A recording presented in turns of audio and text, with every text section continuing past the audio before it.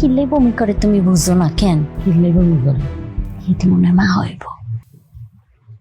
I দাদি হইম আর হতে বাচ্চার বাপ হইব, সারা বাইর কিলবিল করবো, খেলবো, মা গো আই যাই।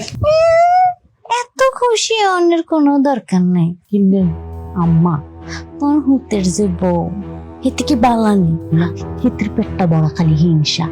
হেতির পেটেতে যেখানে বাইরে এখানে কি ভালো হইব? হেডিও রাস্তা এক একটা বিষ। এখন তুমি কি চাও?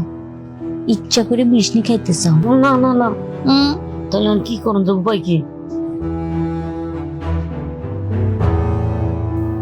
আম্মা হ্যাঁ কি ওষুধ আছে? আছে তো হুরান। পুরানি তো দরকার। চলো আরে চলো। এই গো বৌমা, এই শুন দেখলাম তুমি অকক করতেছ, বমি বমি লাগতেছে কেন? আরে সারা দিন খালি কাম করো, রান্ধো বাড়ো, ঘর গুছাও, তো কদ্দুর বিশ্রাম নিতে হারো না?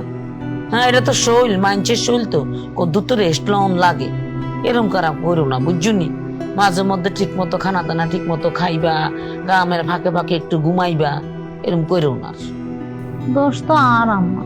আজ যদি হেতির লগে কিছু কাম দাম করতাম তাহলে তো হেতি একটু রেস্ট পাইতো কেন? ভাবি কালকে থেকে আই তোমার কাজ করে দিও আর তুমি রেস্ট নিবা। তুই আর কোথাইস না, তোর সম্বন্ধে আর জানা আছে। তোরে কতদিন কইছি যে বললো কত কাম কাজ কর, বউডারে কত রেস্ট দে, তোর কানে দিয়ে মাসিও লাড়স না। অন বড় বড় কথা কইতে আইছে, কুমাই তো আইছে। ও মা, আমি বুঝছি তোমার এটা মনে গ্যাস্ট্রিক, এর লেগে আমি তোমার গ্যাস্ট্রিক ওষুধ লইয়েছি।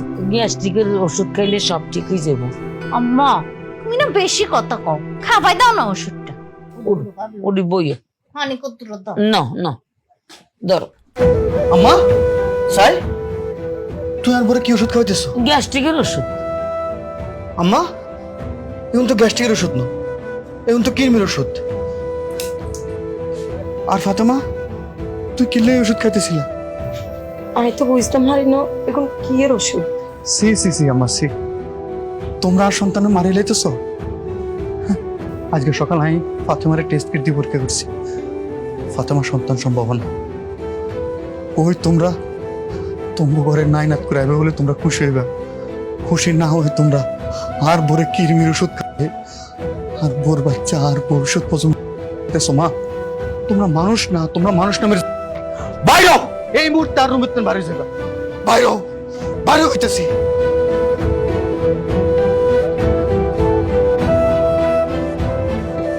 ফাতেমা তুই ঠিক আছো? তোমার মতো একজন স্বামী থাকলে আর কিনলে ঠিক থাকতাম না। আজকে তুমি আরে কত বড় বিপদে রক্ষা করছে।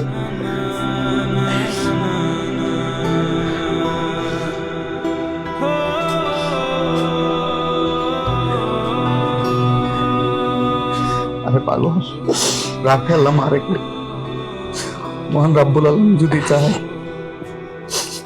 এই পৃথিবীর একটি গাছের পাতা লড়বে না।